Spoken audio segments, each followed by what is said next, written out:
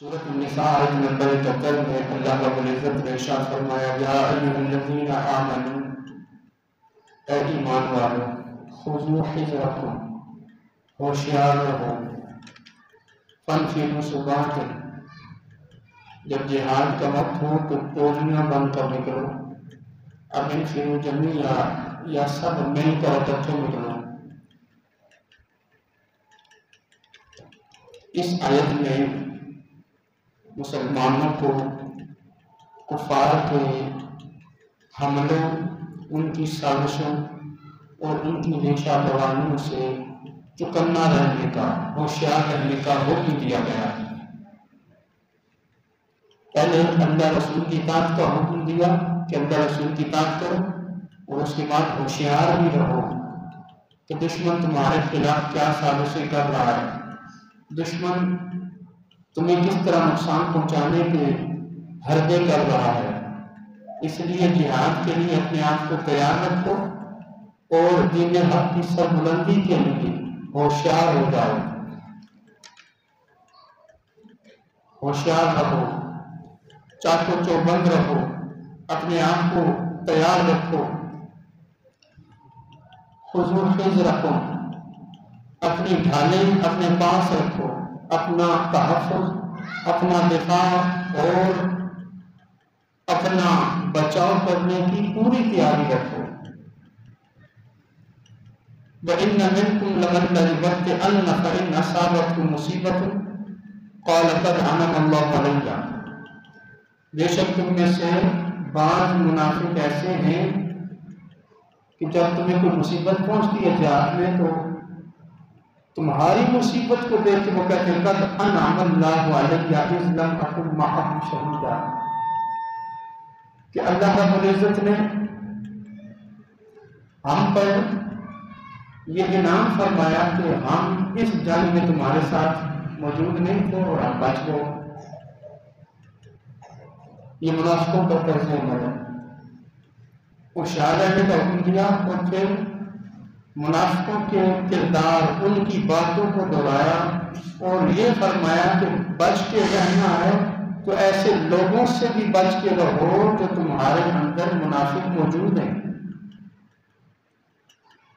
یہ نہیں کہ دشمن سامنے سے جائے گا، بلکہ دشمن تمہارے اندر اپنے جاسوس منافقوں کی شکل میں چھوڑ دے گا۔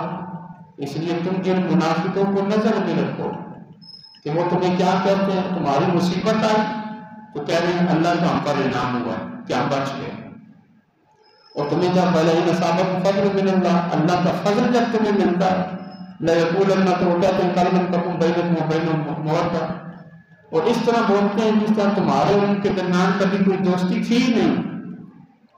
کیا کہتے ہیں یا لیتنی کنت معہم، کاش ہم بھی ان مسلمان مجاہدوں کے ساتھ ہوتے، فافوز فوزا عظیما، اور ہم بھی کامیاب ہو جاتے۔ تو یہ منافق جو ہیں ان سے بھی بچ کے رہو کہ تمہاری مصیبت پر خوش ہوتے ہیں، اور جب تمہیں فتح ملتی ہے، مال غنیمت آتا ہے تو پھر کہتے کاش ہم بھی ہوتے، اس کامیابی میں ہمارا بھی ہاتھ ہوتا اور آج ہم بھی مال غنیمت اکٹھا کرتے۔ فَلْيُقَاتِلْ فِي سَبِيلِ اللَّهِ، بس چاہیے کہ لڑو اللہ کی راہ میں، فَلْيُقَاتِلْ فِي سَبِيلِ اللَّهِ، تو اللہ کی راہ میں تمہیں لڑنا چاہیے۔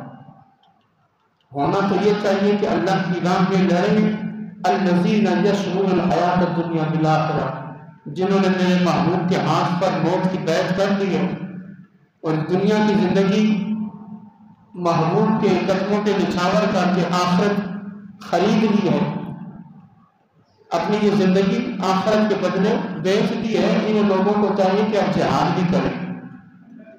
جب تم نے حلف اٹھا لیا ہے، ایمان والے ہو گئے ہو، مومن ہو گئے ہو، اور کہتے ہو کہ ہم جانثار ہیں اسلام کے، ہم اسلام کے وفادار ہیں، ہم اسلام کے مجاہد ہیں، تو پھر آؤ نا اللہ کی راہ میں لڑو، آگے بڑھو۔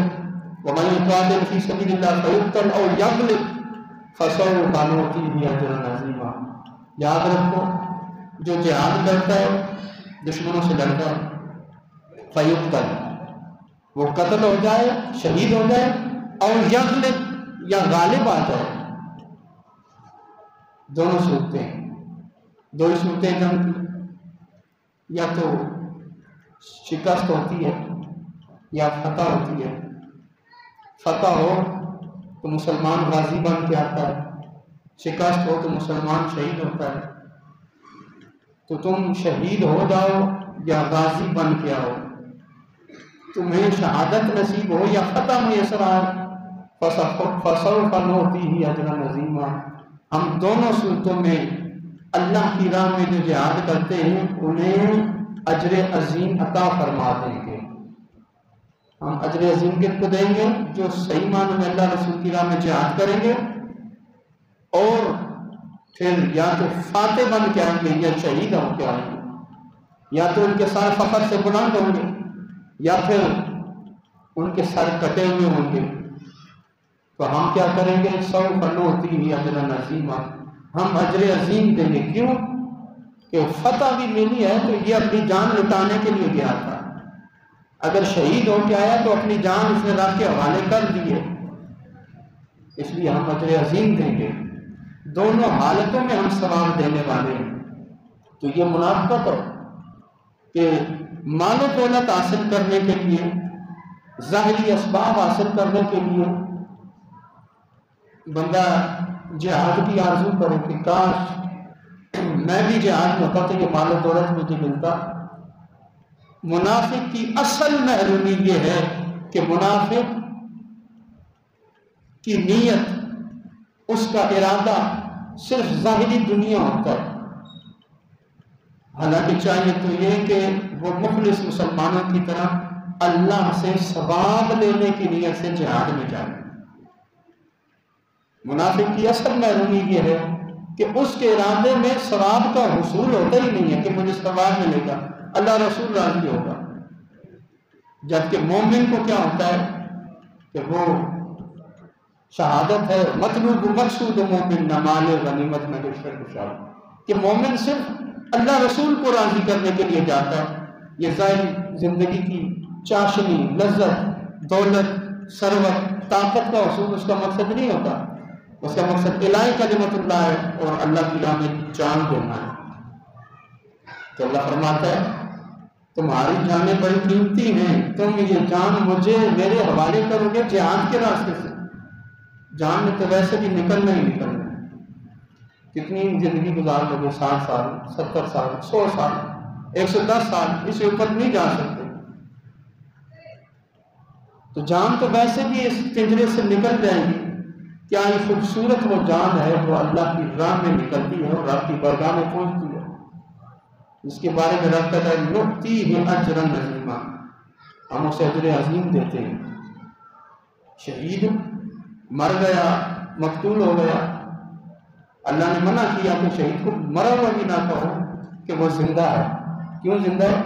شہید جب رب کی بارگاہ میں پیش ہوتا ہے، انعام و اکرام دیکھتا ہے، اللہ پوچھتا ہے کوئی خواہش ہے تو عرض کرتا ہے مالک مولا ایک بار پھر دنیا میں بھیج، میں اسی طرح تیری راہ میں لڑتا ہوا شہید ہو جاؤں اور پھر تیری بارگاہ میں آؤں۔ یا اللہ میری خواہش یہ ہے بس کہ واپس بھیج مجھے ایک بار پھر، وہی زخم کھا کے آؤں، وہ خون تیری راہ میں بہا کے آؤں، جو لذت اس خون کے بہانے میں اور جو لذت اس جان کو تیری راہ میں نکالنے میں آئی ہے وہ جنت کی نعمتوں میں بھی مزہ محسوس نہیں ہوتا۔ اس لیے شہید خواہش کرتے ہیں اللہ ہمیں دنیا میں بھیج دے، تو وہ نؤتیہ اجرا عظیما، ہم اسے اجر عظیم دیتے ہیں۔ اجر عظیم کیا ہے کہ موت کی حالت اور کیفیت، آپ جانتے ہیں سکرات الموت، موت کتنی بھیانک ہوتی ہے، موت کا وقت کتنا بھاری ہوتا ہے، عذاب سے کم نہیں ہے موت، بلکہ دنیا کے عذاب جمع کر لیے جائیں، دنیا کے سارے عذاب موت کے بدلے میں کم ہے۔ تو موت شہید کا سب سے بڑا انعام یہ ہے کہ اس کے لیے موت آسان ہو جاتی ہے، اور وہ خواہش کرتا ہے مالک مولا پھر مجھے بھیج، میں پھر دنیا میں جاؤں اور اسی طرح تیری راہ میں لڑتا ہوا آ جاؤں۔ اتنا خوبصورت نظام شہادت ہے کہ مومن فتح مند ہو کے آؤ، گھر میں آرام سے بیٹھا ہو، یا جہاد میں مصیبتیں اور تنگیاں برداشت کر رہا ہو، اس کا مقصد اللہ کی رضا ہوتا ہے۔ برطرف اندیشہ سود و زیاں میں زندگی ہے، کبھی جان اور کبھی تسلیم جان ہے زندگی، کبھی اس جان کو بچانا زندگی ہے۔ جیسا کہ پچھلی آیت میں اللہ نے فرمایا خذوا حذرکم، اپنا تحفظ کرو، اپنا بچاؤ کرو، اپنا دفاع کر کے رکھو، احتیاط کرو۔ اور اگلی آیت میں کہتا ہے فَيُبْتَلَى وَيَغْلِبْ فَسَوْفَ نُؤْتِيهِ أَجْرًا عَظِيمًا، تم شہید ہو جاؤ یا غالب ہو جاؤ، تمہیں ہم اجر عظیم دیں گے۔ کبھی جان کو بچانا زندگی ہے، کبھی جان کو رب کی بارگاہ میں لٹانا زندگی ہے۔ یہ بات زندگی ہے۔ اللہ رب العزت آگے فرماتا ہے وَمَا لَكُمْ لَا تُقَاتِلُونَ فِي سَبِيلِ اللَّهِ، تمہیں کیا ہوا کہ تم اللہ کی راہ میں جہاد نہیں کرتے،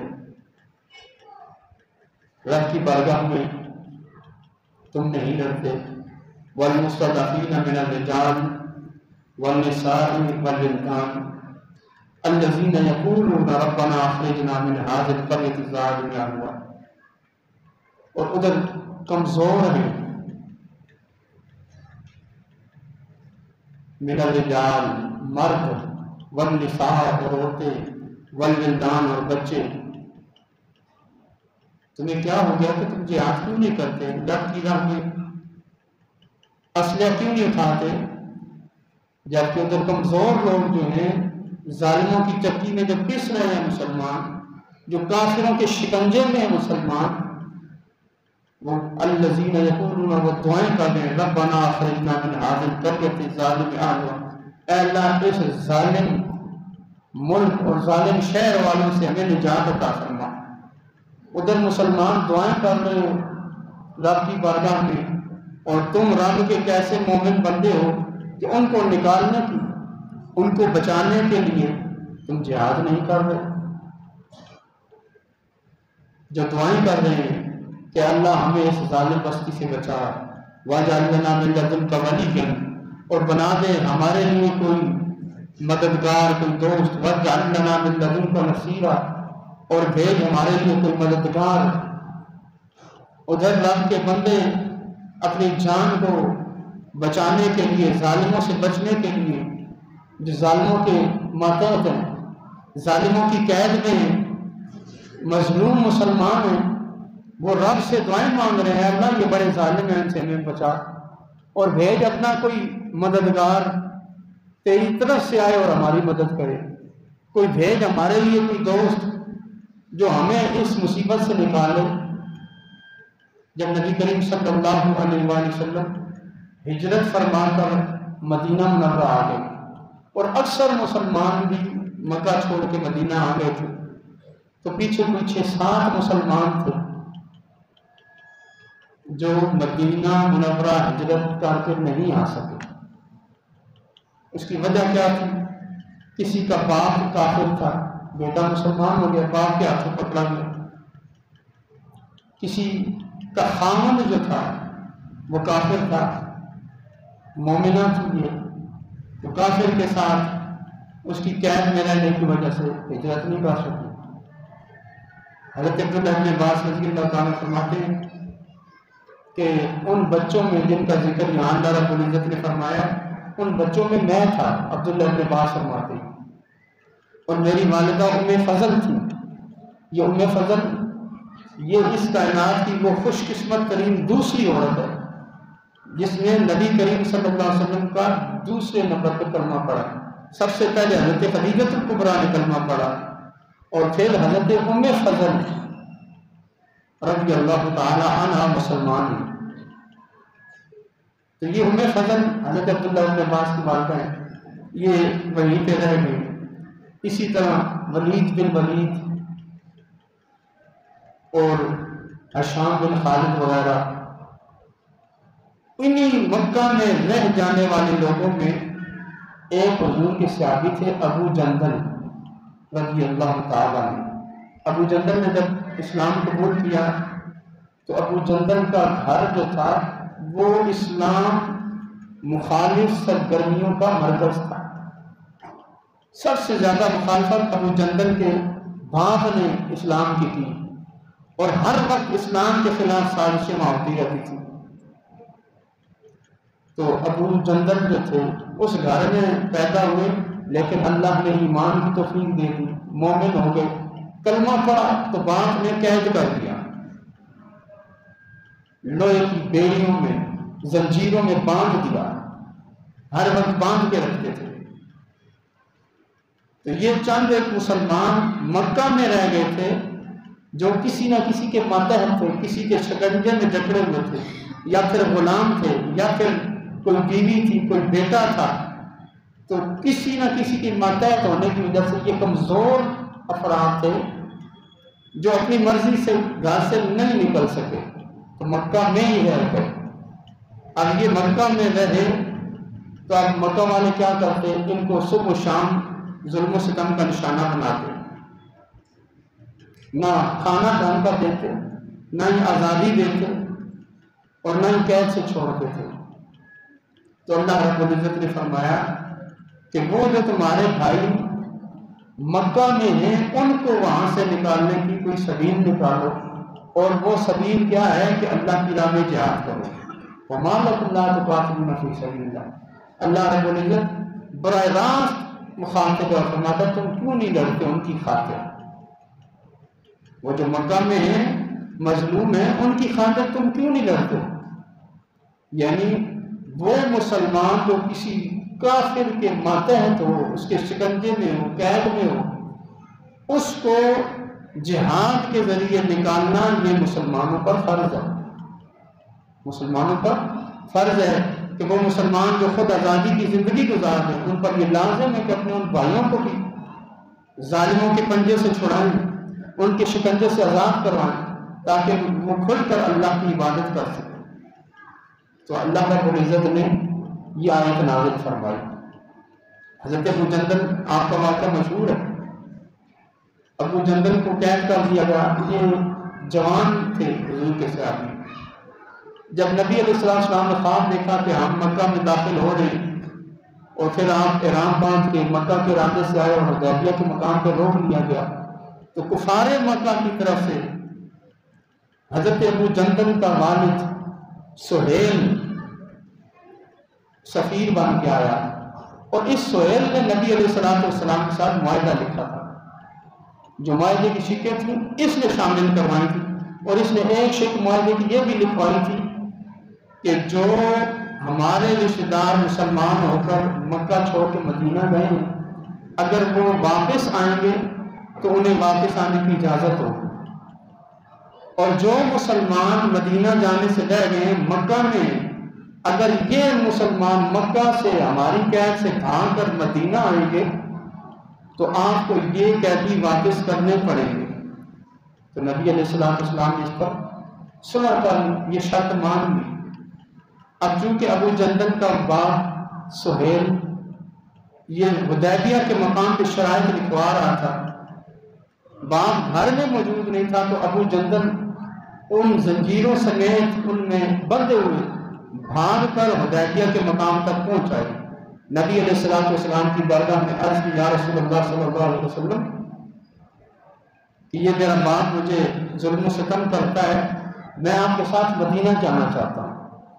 تو نبی علیہ السلام نے فرمایا کہ اے میرے صحابی، ابھی میں نے تیرے باپ کے ساتھ اس شرط پر معاہدہ کیا ہے کہ جو مسلمان مکہ سے بھاگ کر مدینہ آئے گا وہ ہم واپس کریں گے. اب معاہدہ ہو چکا ہے، صلح کا معاہدہ لکھا جا چکا ہے، لہذا اب ہم معاہدے کی خلاف ورزی نہیں کر سکتے، اس لیے تمہیں واپس جانا ہوگا. تو حضرت ابو جندل کو نبی علیہ السلام نے اس کے باپ کے حوالے کر دیا. ابو جندل واپس چلے گئے، اور اس کے بعد چند مسلمانوں کے ساتھ مل کر مکہ سے بھاگ گئے، مدینہ نہیں آئے، کہ پتہ تھا کہ معاہدے کی روح سے نبی علیہ السلام ہمیں مکہ واپس بھیج دیں گے.